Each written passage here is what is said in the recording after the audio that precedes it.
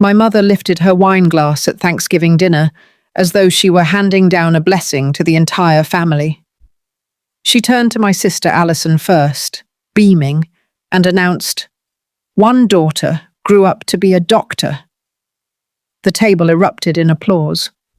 Then her gaze drifted toward me. "The other one grew up to be a cleaning lady." 14 relatives burst into laughter so hard the candle flames wavered. I sat frozen with a pumpkin pie cooling on the counter behind me, my hands clasped together like some kind of servant waiting for instructions. But when my mother rose to toast Alison a second time, I refused to look away. I shoved my chair back, and what came out of my mouth next made my father's fork clatter onto his plate. Before I explain how we got to that moment, drop a like and let me know in the comments where you're watching from. And if you've ever had to fight for your own dignity at a family gathering, tell me what you would have done. Because on nights like that, hearing from a stranger can make all the difference. In my mother's household, daughters had assigned roles long before the meal ever began. Alison belonged in the living room. I belonged in the kitchen. Growing up, she'd curl up on the rug, showing off report cards while relatives crowded around her like she was some kind of wonder child. Straight A's, science fair trophies, honor roll certificates plastered on the refrigerator with cheap magnets. Meanwhile, I stood at the sink, soap bubbles climbing up my forearms, listening to everyone declare that Alison was destined for greatness. Then my mother would call out sweetly, "Jenny, sweetie, grab more napkins for us." That sugary tone was the trap.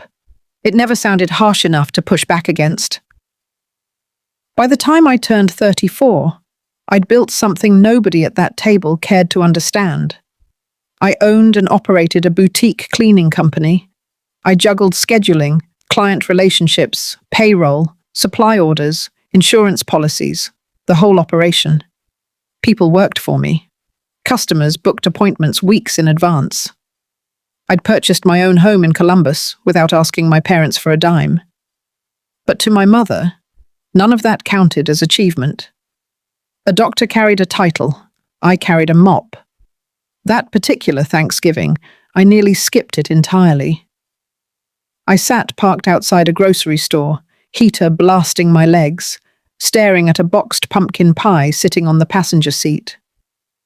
I'd planned to bake one myself, but one of my staff members had a family emergency that morning, forcing me to spend 3 hours reshuffling holiday appointments so nobody lost income. When I finally walked through my parents' front door, the house smelled of roasted turkey, cinnamon candles, and my mother's perfume. She glanced at the pie and remarked, "Store-bought, huh?" "It's from that bakery section you like," I told her.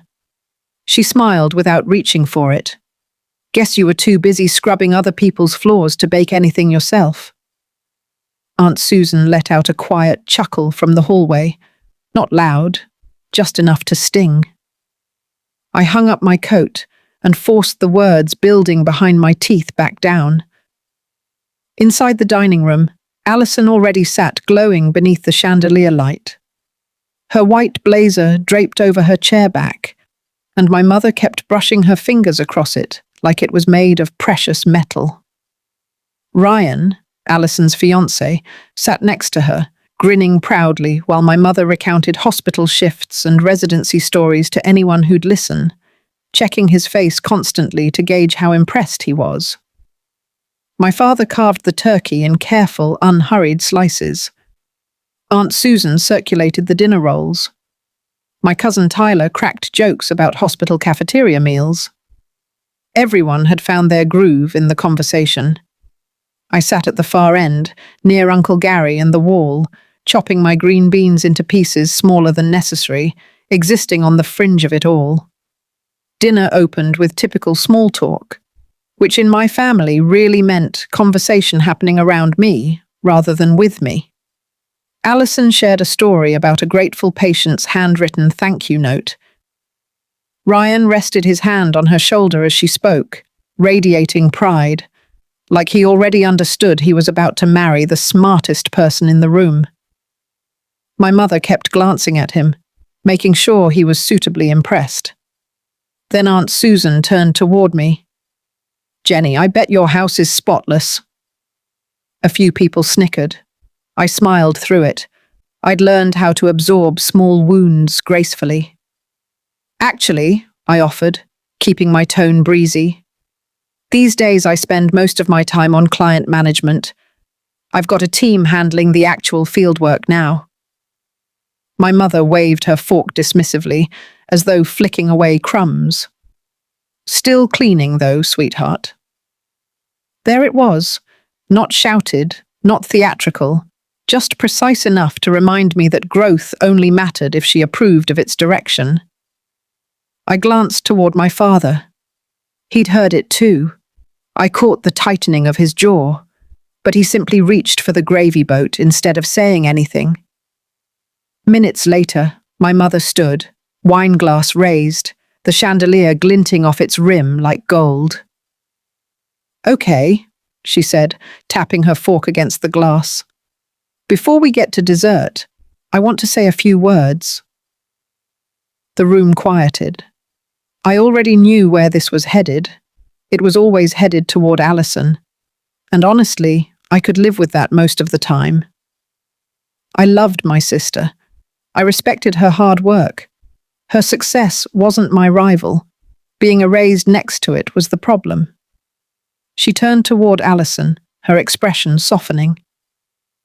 "One daughter became a doctor." Ryan beamed. Aunt Susan clutched her chest. My father raised his glass before she'd even finished speaking. Then my mother's eyes landed on me. "The other became a maid." Silence gripped the table for half a second. Then Tyler snorted into his mashed potatoes. Aunt Susan hid her smile behind her hand, but laughed regardless. Uncle Gary huffed through his nose. Someone down the table muttered, "Well, somebody's got to keep things tidy." And just like that, the entire table dissolved into laughter.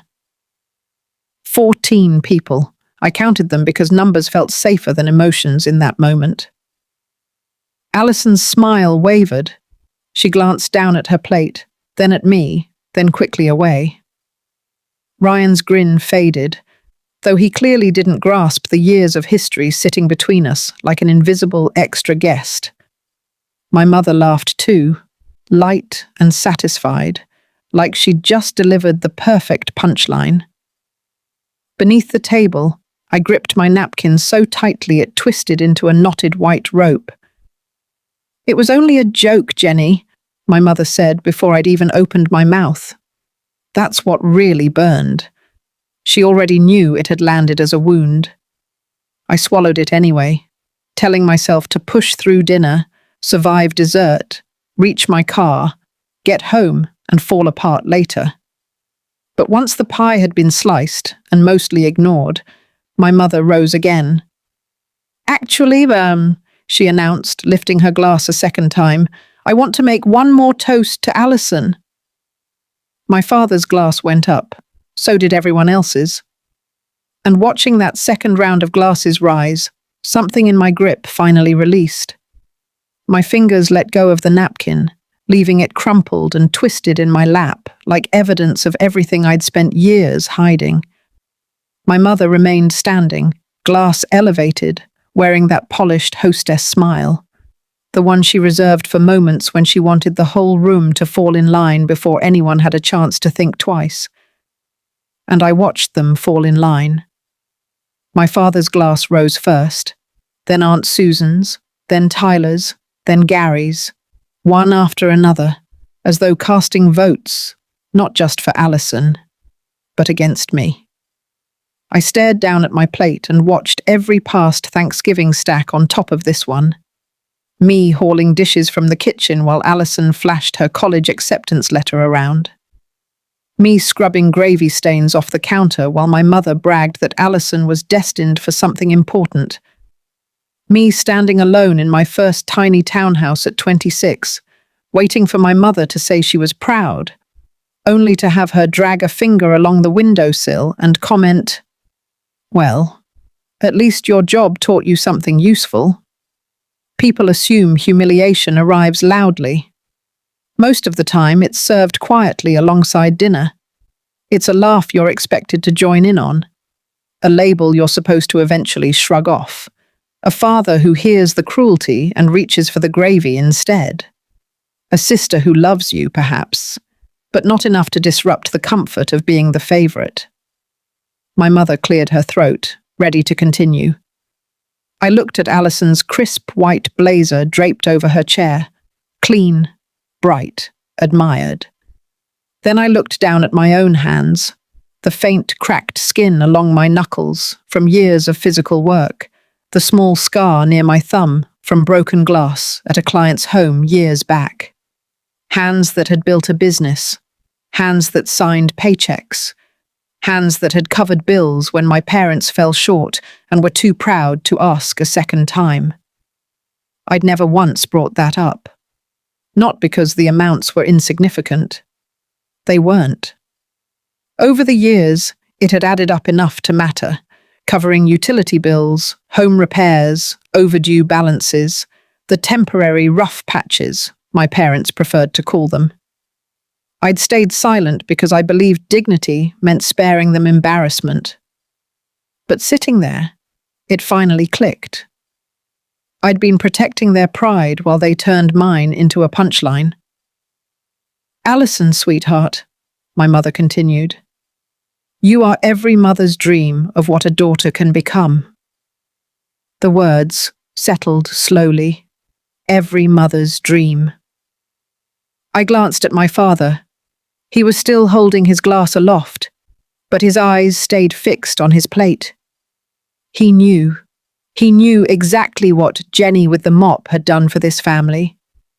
He knew how many times I'd shown up while everyone was too busy celebrating the golden child to notice who was actually holding things together. And he still raised that glass. Something in my chest loosened.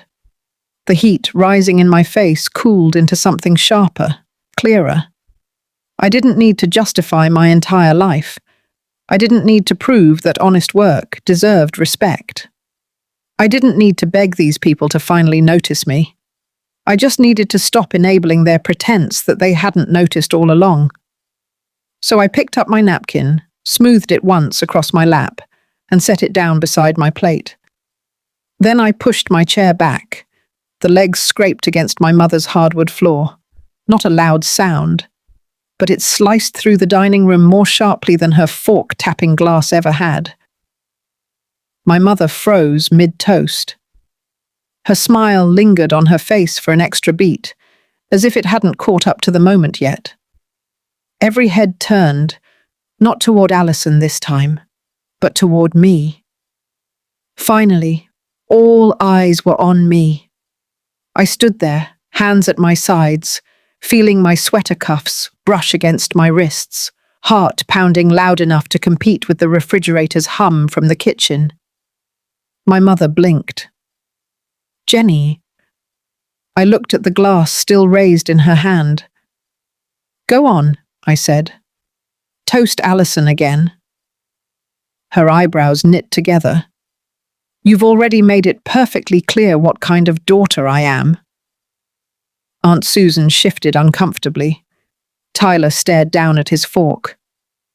Uncle Gary's phone lay dark and forgotten on the table. My mother forced a small laugh. "Honey, sit back down. We're having a lovely dinner." "No," I said. "You're putting on a show." That word landed hard. I watched it register, first with her, then with my father, then with Alison. My mother's mouth pressed into a thin line. "Excuse me?" "You toasted one daughter for becoming a doctor," I said, "and then called your other daughter a maid in front of 14 people. And everyone laughed, because you laughed first." Nobody moved. A glass clinked softly somewhere down the table. Colour rose in my mother's cheeks. "Jenny, it was a joke." "That's always your explanation," I said, and my voice held steady. That surprised me more than anything else. You call it a joke when you say I'm here to clean up after everyone. You call it a joke when you ask if I've come to do dishes before I've even removed my coat. You call it a joke when you shrink my work down so Alison looks even bigger. Alison whispered my name. I looked at her but didn't turn my anger on her. I wouldn't hand my mother that exit. This isn't about resenting Alison, I said. She's earned everything she has. But so have I. My mother set her glass down too quickly, wine sloshing near the rim. You're being overly sensitive, she snapped. There it was, the same old key trying the same old lock. This time it didn't work. A joke only counts as a joke, I said, when the person you're cutting down gets to laugh too. I've been smiling through this for years so you could keep pretending it didn't hurt me. My father cleared his throat. Jenny, this isn't the moment. I turned to face him fully, and his expression shifted the instant our eyes met. You raised your glass both times, I said. No, look at me. His gaze finally lifted, heavy with something close to shame. You knew exactly what she meant. You heard it. You saw my reaction. And you still raised that glass, because it was easier to let me be humiliated than to make Mum uncomfortable. His hand fell into his lap. Aunt Susan tried to smooth things over. Families tease each other, honey. Nobody meant any harm. I turned toward her. Then why did only one person get hurt by it? Her mouth opened, but nothing came out. Everything I'd swallowed for years pressed against my throat, but I kept my voice level. I run a business, I said. I have employees. I manage clients, payroll, insurance, scheduling, emergencies. I bought my own house at 26 without asking either of you for a cent. And when you two had bills you were too embarrassed to mention, I quietly covered them because I thought that's what family does. My mother's eyes sparked. That is not a conversation for this table. This is exactly where it belongs, I said, because this is where you've always made me smaller. Ryan glanced at Alison.